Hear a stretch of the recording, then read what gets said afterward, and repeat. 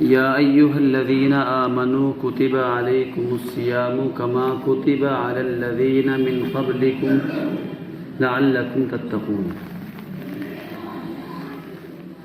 وقال الله تعالى شهر رمضان الذي أنزل فيه القرآن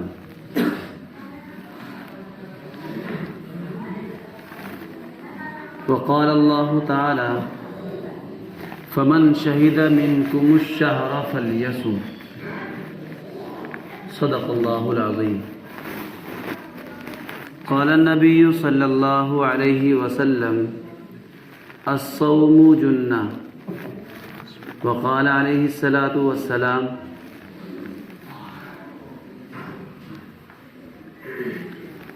الصوم لي وأنا أجزي به یا وَأَنَا أُجْزَى بِهِ او کما قال علیہ الصلاۃ والسلام۔ محترم بزرگ و دوستو، اللہ کا بڑا فضل ہے، اس کا احسان ہے کہ اس نے ہمیں ایمان والا بنایا، ایمان والے کے گھر پیدا کیا اور نماز کی توفیق دی، اپنے سامنے سر جھکانے کی، عاجزی کرنے کی، اللہ کی تسبیح و تحمید کرنے کی توفیق عطا فرمائی۔ یہ اللہ کا بڑا فضل ہے، اس کا احسان ہے۔ میں نے جو قرآن کریم کی آیت پڑھی ہے، اللہ تبارک و تعالی نے اس کے اندر ارشاد فرمایا یا ایھا الذین آمنوا کتب علیکم الصیام کما کتب علی الذین من قبلکم، کہ ایمان والو تمہارے اوپر روزے فرض کر دیے گئے ہیں، تمہارے اوپر روزے فرض کر دیے گئے ہیں، کما کتب علی الذین من قبلکم، ان لوگوں کی طرح جس طرح تم سے پہلے لوگوں کے اوپر روزے فرض کیے گئے تھے، اسی طرح تمہارے اوپر بھی فرض کیے گئے ہیں۔ کوئی یوں نہ کہنے لگے کہ بھئی ہمارے اوپر ہی کیوں کیے، نہیں، تم سے پہلے لوگوں کے اوپر بھی روزے فرض کیے گئے ہیں، اسی لیے تمہارے اوپر بھی روزے فرض کر دیے گئے ہیں۔ اور روزے فرض کیوں کیے گئے ہیں؟ مقصد کیا ہے؟ مقصد کیا ہے روزے فرض کرنے کا؟ لعلکم تتقون، اس وجہ سے تاکہ تم لوگ پرہیزگار بن جاؤ، متقی بن جاؤ، نیک بن جاؤ، جی اللہ کی عبادت کرنے والے بن جاؤ، اللہ کے قریب ہو جاؤ، اس لیے فرض کیے گئے۔ 11 مہینے زندگی ہم نہ جانے کس طرح گزارتے ہیں، بہت ساری نافرمانیاں کرتے ہیں، لیکن ان نافرمانیوں کی تلافی کرنے کے لیے، ان خطاؤں کو ختم کرنے کے لیے، معافی کرانے کے لیے، جو دوری ان 11 مہینوں میں ہم اپنے گناہوں کی بدولت، اپنی برائیوں کی بدولت، نافرمانیوں کی بدولت اللہ سے کر بیٹھتے ہیں، تاکہ ہم اس کو دوری کو ختم کر کے اللہ سے قرب کر لیں، لعلکم تتقون، تاکہ اللہ کے قریب ہو جائیں، پرہیزگار بن جائیں۔ پرہیزگار کہتے ہیں گناہوں سے بچنے والے کو، گناہوں سے بچنے والے کو پرہیزگار کہتے ہیں، بری چیزوں سے، بری باتوں سے رک جانے والے کو پرہیزگار کہتے ہیں۔ جیسے ایک ڈاکٹر ایک بیمار کو پرہیز بتاتا ہے کہ یہ چیز نہیں کھانی، اس چیز کا پرہیز کرنا ہے، بچنا ہے اس چیز سے، کیوں کہتا ہے کہ اگر اس کو استعمال کیا تو نقصان زیادہ ہوگا، بیماری بڑھ جائے گی۔ ایسے ہی اللہ تعالیٰ فرماتے ہیں کہ جو بری چیزیں ہیں، بری عادات ہیں، برے اعمال ہیں، ان سے اللہ تعالیٰ نے بچنے کا حکم دیا ہے، اس سے رک جانے کا حکم دیا ہے۔ اور جو لوگ رک جاتے ہیں، بچ جاتے ہیں ان کو پرہیزگار بولتے ہیں۔ بات سمجھ میں آئی؟ روزے کیوں فرض ہوئے؟ یہ ہمارے اوپر ہی فرض نہیں ہوئے، ہم سے پہلے لوگوں کے اوپر بھی فرض ہوئے، اور فرض ہونے کا مقصد یہ تاکہ ہم پرہیزگار بن جائیں۔ رمضان کا مہینہ اللہ تبارک و تعالی نے پہلی امتوں پر بھی عطا کیا، ان کے اوپر بھی رمضان کے روزے فرض ہوئے روزے، لیکن ان امتوں میں روزے کی کیفیت اور ہوتی اور اس امت میں کیفیت اور ہے، کیفیت اور ہے۔ پہلی امتوں میں روزے کی کیفیت یہ ہوتی کہ افطار کرتے افطار کے وقت میں، اور اگر غروب آفتاب کے بعد آدمی لیٹ گیا، سو گیا، تو پھر روزہ شروع 24 گھنٹے، پھر روزہ شروع۔ ایک صحابی کا واقعہ ہے، ابن سریم، جن کا نام سریم، ابن سریم، ان کا واقعہ ہے جب فرض ہو گئے روزے، اب پچھلی عادات کے مطابق ہی روزہ رکھا، افطار کے وقت میں افطار کے لیے کوئی سامان مہیا نہ ہوا، ان کی بیوی، ان کی اہلیہ کچھ سامان لینے کے لیے گئی، پڑوس میں گئی یا جہاں بھی گئی، کچھ سامان لینے کے لیے گئی، اب آ کر کے دیکھا وہ تو سو گئے، وہ سو گئے، اور پتہ چلا غالباً اگلے دن یا اسی وقت میں نماز پڑھنے کے لیے جیسے گئے تو غش آ کر کے چکر آ کر گر گئے، یہ کیفیت بنی۔ خیر، یہ کیفیت بننے کے بعد اللہ تعالیٰ نے نظام تبدیل کر دیا، افطار کے وقت میں افطار کرو اور سحری کے وقت تک کھاؤ، یعنی کہ مہلت دے دی، اب سحری کے وقت میں سحری کھاؤ، افطار تک روزہ ہے۔ یہ خاصیت تو رمضان المبارک میں اس امت کی رہی۔ اور کچھ چیزیں ہیں جو لوگ رمضان کے روزے نہیں رکھتے ہیں، وہ بات کو دھیان سے سنیں، ان کے لیے بھی ہے اور تمام لوگوں کے لیے ہے، تمام لوگوں کے لیے ہے، خاص طور سے ان کے لیے ہے جو روزے نہیں رکھتے ہیں اور کامیابی تلاش کرتے پھرتے ہیں، کاروبار میں ترقی چاہتے ہیں اور لوگوں سے عزت کروانا چاہتے ہیں۔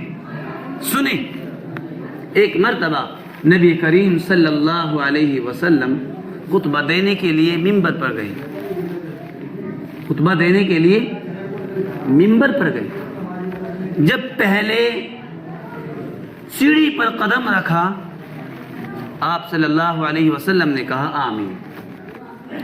حالانکہ یہ واقعہ میں ہر بار بتاتا ہوں، ہر بار سناتا ہوں،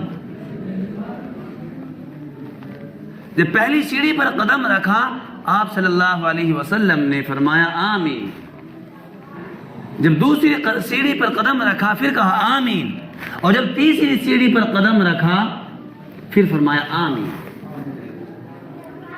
یہ واقعہ اب سے پہلے ایسا کبھی نہیں ہوا تھا۔ صحابہ کرام نے معلوم کر لیا اللہ کے رسول اب سے پہلے ہم نے یہ باتیں نہیں سنی، یہ کیفیت نہیں سنی، یہ حالت، یہ ماجرا نہیں دیکھا کہ آپ نے جب پہلی سیڑھی پر قدم رکھا، پہلی پیڑھی پر قدم رکھا، آپ نے کہا آمین، اسی طرح دوسری پر رکھا پھر فرمایا آمین، جب تیسری پر رکھا پھر فرمایا آمین۔ کہا کہ میرے پاس جبریل امین آئے اور انہوں نے یوں کہا کہ ہلاک ہو جائے وہ شخص، ہلاک ہو جائے وہ شخص کہ جو رمضان کا مہینہ پائے اور رمضان کے مہینہ پانے کے بعد اللہ کی عبادت کر کے اس کو راضی کر کے اپنی مغفرت نہ کرا لے۔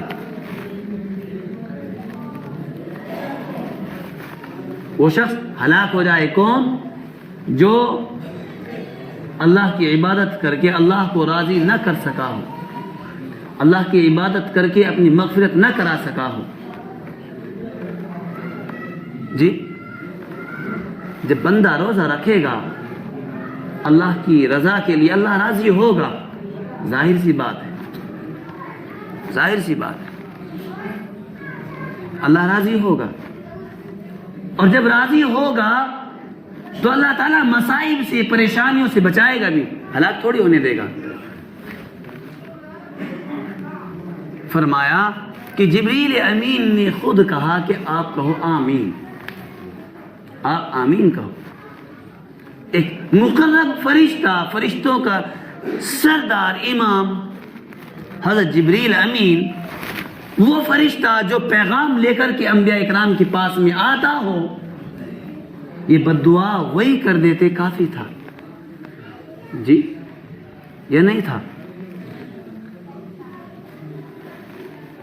میں یہ سمجھتا ہوں کہ ہم دعا کرتے ہیں، ہماری دعا بعض دفعہ قبول بھی نہیں ہوتی، لیکن اگر فرشتہ دعا کرے تو رد نہیں ہوتی. وہ اللہ کا جو ہے نیک معصوم فرشتہ ہوتا ہے، رد نہیں ہوتی. اگر خالص وہی کر دیتے کافی تھا. اوپر سے مہر لگ گئی کس کی؟ امام الانبیاء، تمام نبیوں کے سردار، تمام جہان کے سردار، تمام کائنات جن کے صدقے میں بنی، نبی صلی اللہ علیہ وسلم کی مہر لگی آمین کہہ کر. اس کی قبولیت میں اور پختگی پیدا ہو گئی.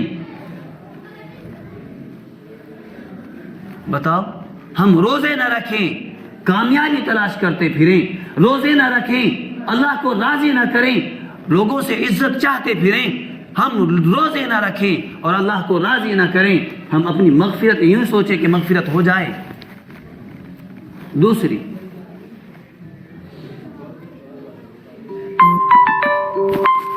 کہ دوسری مرتبہ کہا کہ ہلاک ہو جائے وہ شخص کہ جس کے والدین زندہ ہوں، یا والدین میں سے کوئی ایک بھی زندہ ہو یا دونوں زندہ ہوں، اور اس کی خدمت کر کے، ان کو راضی کر کے اپنے لیے جنت ٹھکانہ نہ بنا لیا، وہ بھی ہلاک ہو جائے.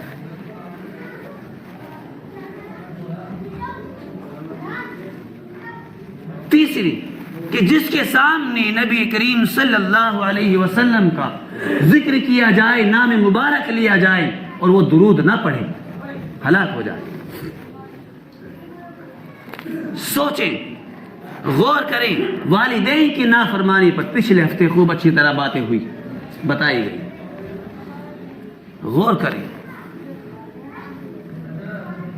والدین کی نافرمانی کرنے میں ہم نے کس قدر کمی کی ہے؟ بتاؤ، کہاں تک کمی کی ہے؟ نہ جانے کتنی نافرمانیاں ہم روز مرہ کرتے ہیں والدین کی. کہاں سے مغفرت ہو، کہاں سے دعائیں قبول ہوں، کہاں سے کاروبار چلے اور کہاں سے ترقی ملے، کہاں سے کامیابی ملے. ایک واقعہ اور والدین کے تعلق سے بتا کر کے اور بات ختم کرتا ہوں. حضرت علقمہ، ان کا واقعہ پچھلے ہفتے بتایا گیا. صحابی ہیں، اللہ کے رسول صلی اللہ علیہ وسلم کو اپنی زندگی میں دیکھا ہے، صحبت پائی ہے، دین سیکھا ہے نبی کریم صلی اللہ علیہ وسلم سے. ہم تو اپنی جیسوں سے ہی سیکھتے ہیں، اپنے جیسوں کو ہی بتاتے ہیں، سکھاتے ہیں، لیکن وہاں امام الانبیاء سکھانے والے ہیں، استاد ہیں، شاگرد صحابہ کرام ہیں. آپ صلی اللہ علیہ وسلم کے صحبت یافتہ صحابی حضرت علقمہ، انتقال کا وقت ہوا، بول رہے ہیں لیکن زبان سے کلمہ نہیں نکل رہا، زبان سے کلمہ نہیں نکل رہا. ہم باتیں سن کر، صحابہ کرام کے واقعات سن کر، بزرگان دین کے واقعات اور باتیں سن کر ہم یوں سمجھتے ہیں یہ صرف کتابوں میں لکھی ہوئی باتیں ہیں۔ حقیقت بات یہ ہے ہم یوں سمجھتے ہیں کہ صرف کتابوں میں لکھی ہوئی باتیں ہیں۔ نہیں، یہ کتابوں میں لکھی ہوئی باتیں نہیں ہیں خالص، یہ حقیقتاً واقعات ہیں۔